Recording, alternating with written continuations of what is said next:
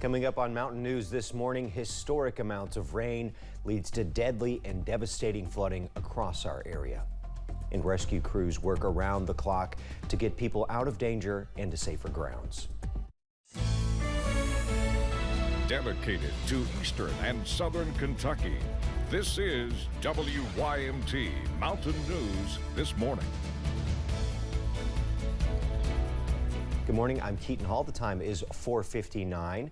Let's throw it over to Cameron Aaron for a look at the weather. Yeah, Keaton, we continue our severe weather alert day coverage into, I think, day 3. I think that's the current day of this coverage because of ongoing flooding issues across the mountains. Many people are waking up this morning to more flooding across the area, not from today's rain, but from yesterday's rain. Here is a live look over in Jenkins. Some wet streets this morning as a few showers did roll through the area earlier this morning. And up on that temperature map, most of us waking up to temperatures in the lower 70s, 72 for London and Somerset, 70 for Jackson, 71 in Prestonsburg, 72 also over in Jonesville. And as we look at the pinpoint Doppler this morning, most of us are dry at this hour. We did have a few showers earlier today, and that did cause a flash flood warning for portions of Pike County, Floyd County, and into Johnson and Martin County earlier this morning, but that was allowed to expire earlier today as well. We do still have a flood watch in effect until 10 o'clock tonight, so please be sure to not let your guard down because we could see more flash flooding through the rest of today, as more showers are likely through the rest of today as well. High temperatures, upper 70s, lower 80s, a little bit of relief by Saturday, but then more rain is likely on Sunday. I have that full forecast coming up in just a little bit. Keaton. Thank you for your work, Cameron. Thank you. In a matter of hours, our region experienced historic flooding and tragedy after heavy bands of rain poured in the mountains, leaving at least 8 people dead. The flooding in Knott County has left multiple homes and buildings destroyed or severely damaged. The Knott County swimming pool has extensive damage, as does the skate park. The Troublesome Creek Stringed Instrument Company in Hyman is a nonprofit that hires recovering addicts to build guitars. Their factory has been washed out. That building also housed expensive instruments and antiques. We have an Ed Thomas dulcimer from 1925, and of course Ed Thomas was one that started it all. We've had to dump mud out of it this morning. In downtown Hyman, water flooded storefronts and shattered windows.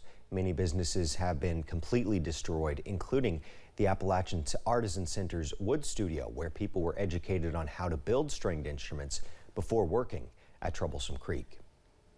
In Floyd County yesterday, first responders were working around the clock to rescue people as fast as possible. The Garrett, Maytown, and Wayland fire departments performed several swift water rescues. Many families have lost their homes and other personal belongings. Floyd County Sheriff John Hunt says there are too many rescues to count at this time, but added that you should not hesitate to text or call first responders in your area if you fear you will be stranded. You actually can text my personal cell. A lot of them is at 606-594-3377. Text that or Facebook us. They're getting on Facebook, sending us messages. Our dispatch, you can call it, and they'll give you a cell phone number too that you can text right into our dispatch, and that's been real handy because obviously, like I said, a lot of phone lines are down. Most of the phone lines are down. Again, you can text Sheriff John Hunt and Floyd County Dispatch or message the Floyd County Sheriff's Office on Facebook for assistance if you're in trouble in Floyd County. Sheriff Hunt says if you're not yet affected, move to higher ground as soon as possible, as we're expecting even more rain throughout the region. The City of Martin Fire Department issued a mandatory evacuation Thursday evening for people in flood-prone areas. If you are asked to leave immediately, as resources are thin and things can get more dangerous as rain stays in the forecast. The areas listed include Cracker Bottom Road, Dinwood Road, Dingus Bottom Road, the Nelson Frazier Funeral Home area, Brawley Street, and any of the other flood-prone streets. There is devastation in Letcher County. Search and rescue teams from all over the region are working to find people trapped by high water. Parts of the county are unreachable due to the amount of flooding, and residents are struggling just to process what's happened. Letcher County native Kevin Breeding says he's lived in Isom for more than 50 years and's never seen a flood like this. It's just, like I said, there's no words. it's just hard to imagine. There's nothing really that you can do, but we're just glad that we got out. Yesterday, Governor Andy Beshear said anyone in the area missing loved ones should not call 911, but call your local Kentucky State Police post. The one that covers Letcher County is Post 13. Clay County has also been hit hard by the flooding. In Oneida, Director of Emergency Management David Watson says while they've received several calls of people trapped in their homes in the areas, roads and bridges are impassable.